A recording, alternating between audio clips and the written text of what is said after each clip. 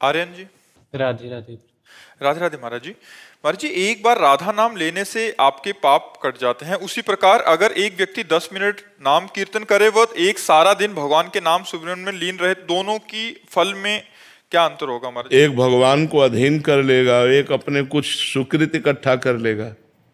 एक दो पाप थोड़ी है, अनंत पाप जमा है। जब से सृष्टि हुई तब से हम यही तो करते रहे, भजन करते रहे थे तो भगवान को प्राप्त हो गए होते। इसका मतलब हमने सिर्फ भजन नहीं किया और सब कुछ किया है। तो अब हम रात दिन जब भजन करेंगे तब हमारे सारे पाप नष्ट हो जाएंगे। एक बार, वो तो महिमा नाम की है कि एक बार नाम लिया तो आज जो तुम्हारे पाप हुए वो नष्ट हो गए। लेकिन कल परसों नरसों जो अनेक जन्मों के हैं, उसके लिए आपको निरंतर नाम जप करना पड़ेगा। हृदय में जलन होती है, मन भटकता है, इसका मतलब अभी पाप बकाया है। जब तक मन शांत और निर्मल और आनंदित ना हो जाए तब तक नाम जप बढ़ाते चले जाओ, और फिर तो स्वभाव बन जाएगा, नाम जप छूटेगा नहीं, अभ्यास में आ जाएगा।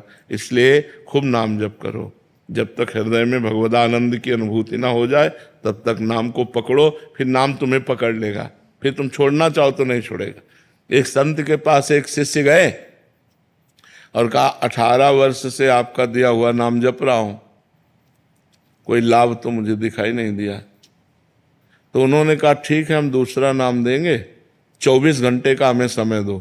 तुम हमें गुरु मानते हो? बोले हाँ। बोले तुम्हें हमारी कसम है, अब एक बार भी राम नहीं निकलना चाहिए, और कल आना, हम दूसरा तुम्हें नाम दे देंगे। तो जो ही हटे सो अभ्यास में राम राम, और वो रोने लगे। बोले गुरुजी, आपकी कसम तोड़ नहीं सकते लेकिन नाम नहीं छूट सकता।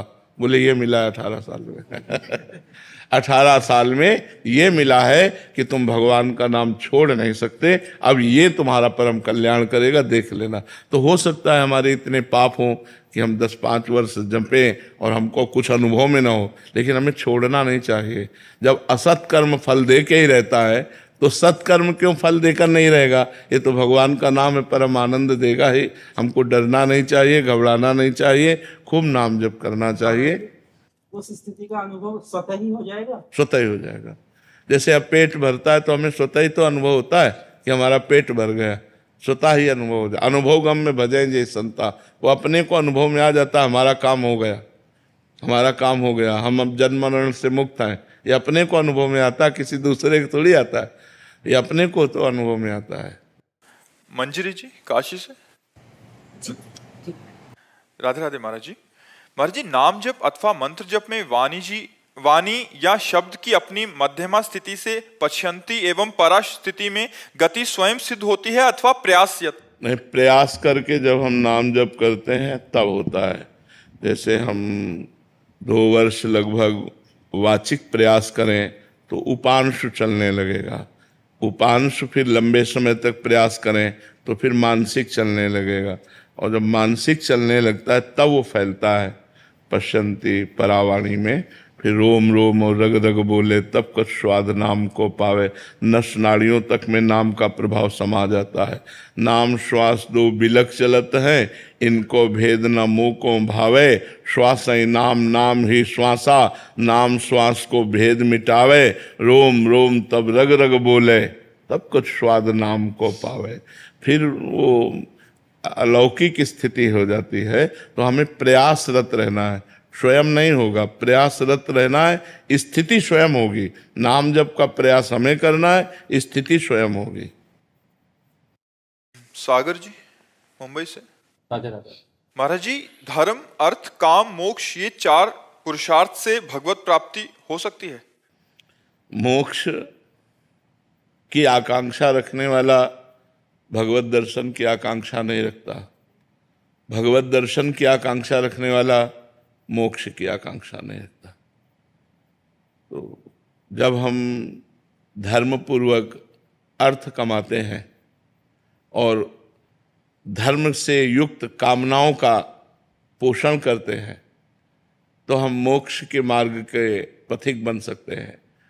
यदि केवल अर्थ और काम तो फिर वो पिशाचवत हो जाता है। जब धर्म से अर्थ कमाया गया और धर्म युक्त ही कामनाओं की पूर्ति की गई तो मोक्ष अभिलाषा जागृत हो जाती है, और फिर मोक्ष पथ ज्ञान मार्ग सांख्य योग इसके द्वारा हम फिर मोक्ष पदवी को प्राप्त करते हैं। लेकिन इसमें भगवान के श्री विग्रह के दर्शन की आकांक्षा नहीं होती, इसमें अपने मोक्ष की आकांक्षा होती है। और जब हम भक्ति से चलते हैं तब हमें भगवान के साक्षात्कार की प्रबल लालसा। मैं एक बार अपने प्रभु को देखूं, मैं एक बार अपने प्रभु से बात करूं, कैसे हैं मेरे प्रभु, कैसा उनका स्वभाव, कैसी महिमा, कैसा गुण, जो हम शास्त्रों में पढ़ते रहे उसे हम अनुभव करना चाहते हैं। इसलिए न मोक्षास्य आकांक्षा, उसके अंदर मोक्ष की आकांक्षा नहीं होती है। न विभव आंछा पिचन में, वो वैभव की भी आकांक्षा नहीं करता है। वो केवल श्री चरणों की सेवा। दीयमानम न गृहणन्ति मीनामत सेवनम जना। मोक्षादि देने पर भी भक्त स्वीकार नहीं करता, वो भगवान के श्रीअंग की सेवा चाहता है, वो भगवान के श्रीअंग का सानिध्य चाहता है, वो भगवान से प्रेम चाहता है। तो दो मार्ग हैं, एक ज्ञान मार्ग जिसमें मोक्ष, और एक भक्ति मार्ग जिसमें प्रेम, जिसमें भगवान का साक्षात्कार, भगवान की रूप माधुरी, गुण माधुरी, लीला माधुरी, इसमें डूबना। महाराज जी, भागवत धर्म का पोषण कैसे? लोक धर्म का जब हम समर्पण कर देते हैं तब भागवत धर्म का उदय होता है। भागवत धर्म का उदय भागवत महापुरुषों से होता है। भागवत कहते हैं भक्त जनों को। जब हम भक्त जनों का संग करते हैं, और धर्मम भजस्व सततम त्यज लोक धर्मान सेवन सदा साधु पुरुषन जहि काम तृष्णाम।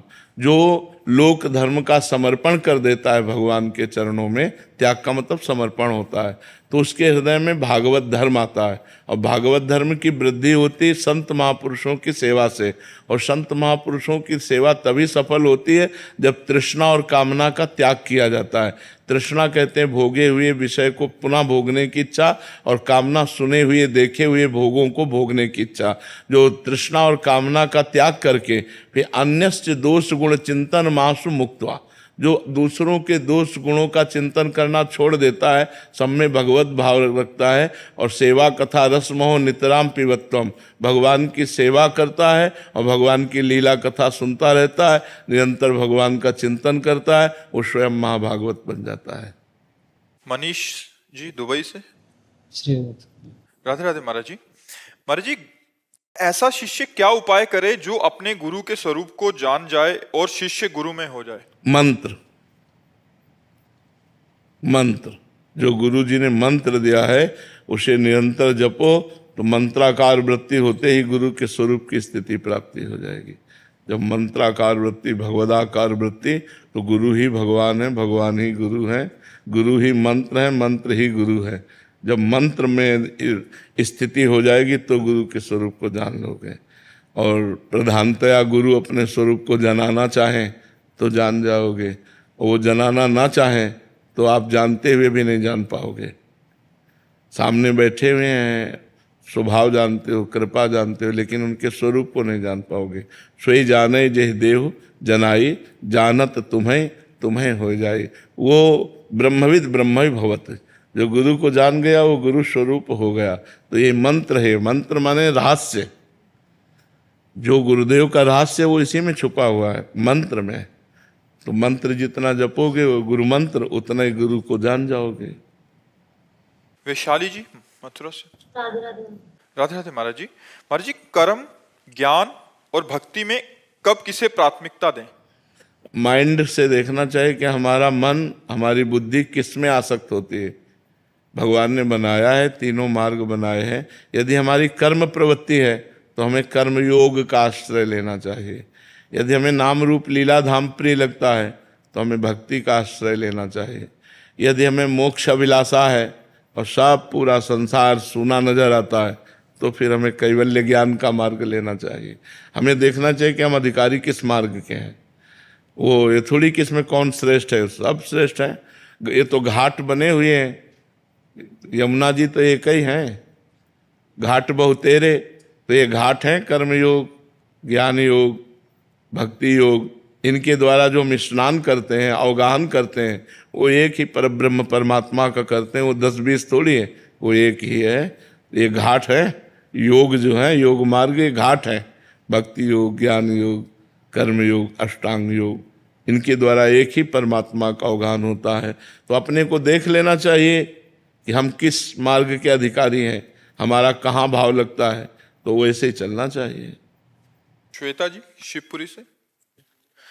राधे राधे महाराज जी। महाराज जी मेरा प्रश्न है कि ये भजन सतत करने का प्रयास तो कर रही हूं, पर ऐसा लगता है कि कम है। तो आपने बताया कि समर्पण, मतलब कह रहे हैं कि समर्पण करने मात्र से मतलब मालिक स्वीकार कर लेते हैं। तो महाराज जी इससे हो जाएगा, हम अगर समर्पण कर देंगे भजन कम भी हो? जब समर्पण हो जाएगा तो भजन निरंतर अपने आप होगा। हमें जिससे अपनापन होता है उसकी स्मृति बैठ जाती है। जैसे ये शरीर मैं हूँ, ऐसा हमको अपनापन हो गया, तो शरीर को ना तो हम ध्यान करते हैं ना जप करते हैं, लेकिन कभी भूलते भी नहीं हैं। ऐसे ही जब भगवान से अपनापन हो जाता है तो भगवान का ध्यान स्वाभाविक होता है, स्वाभाविक सतत स्मृति रहती है। क्योंकि जिससे हमें अपनापन होता है, जिससे हमें प्यार होता है, जिसके प्रति हमारा समर्पण होता है, वो हमारे दिमाग में बस जाता है। उसी की वही हंसी, वही बात, वही चितवन, वही मुस्कान, उस गली